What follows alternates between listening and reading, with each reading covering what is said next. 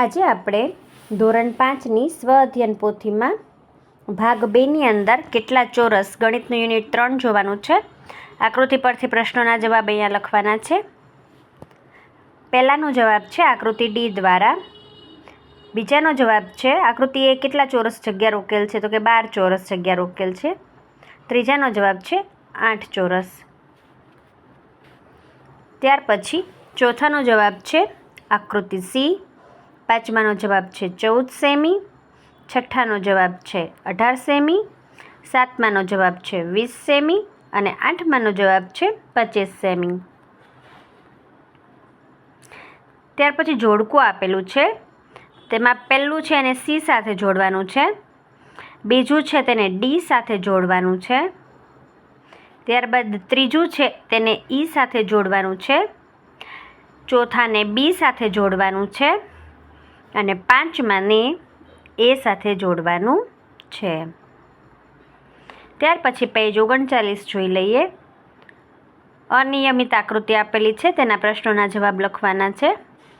પહેલાનો જવાબ છે 26, બીજાનો જવાબ છે હા અને ત્રીજાનો જવાબ છે 1.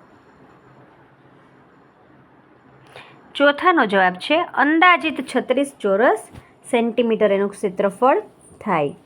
પાંચમું, આપેલી આકૃતિની પરિમિતિ કેવી રીતે શોધશો? તો કે આ અનિયમિત આકૃતિ ઉપર આપણે દોરી રાખીને એ દોરીના માપથી એની પરિમિતિ શોધશી. ત્યાર પછી પેજ 40 જોઈએ. ક્ષેત્રફળના માપ પરથી આકાર દોરો. 9 ચોરસ સેન્ટીમીટરનો ચોરસ તમે આ ગ્રાફની અંદર ગમે ત્યાં દોરી શકો છો. 16 ચોરસ સેન્ટીમીટરનો દોરવાનો છે, એટલે તમે 4x4નો દોરી શકો છો. ત્યાર પછી 14 સેન્ટીમીટરનો લંબચોરસ દોરવાનો છે. ઊભો કે આડો બંને થઈ શકે.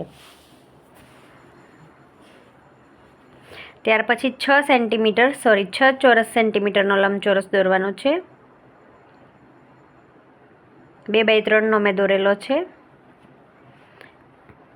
ત્યાર પછી 15 ચોરસ સેન્ટીમીટરનો આકાર દોરવાનો છે. તમે કોઈ પણ આકાર અહીંયા દોરી શકો છો.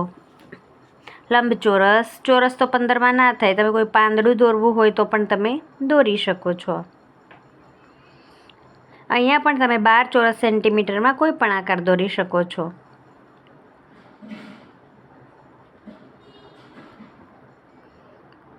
પ્રશ્ન 5 જોઈએ.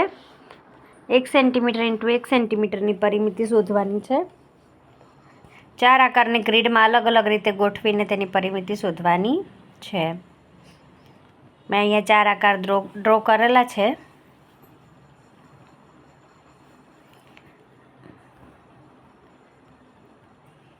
આઠ ચોરસ સેન્ટીમીટર છે એની પરિમિતિ.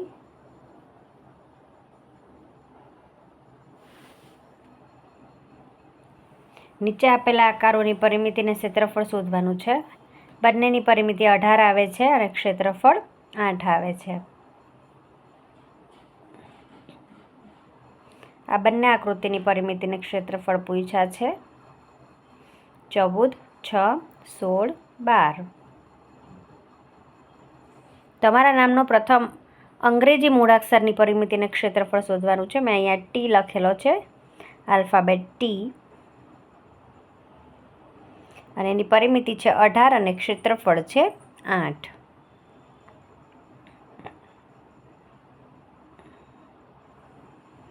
જૂથમાં કરી શકાય તેવી પ્રવૃત્તિ છે. આ તમામ વસ્તુઓ જે છે તેને આલેખપત્રના ઉપયોગથી પરિમિતિને ક્ષેત્રફળ શોધવાનું છે, જે તમે જાતે કરી શકો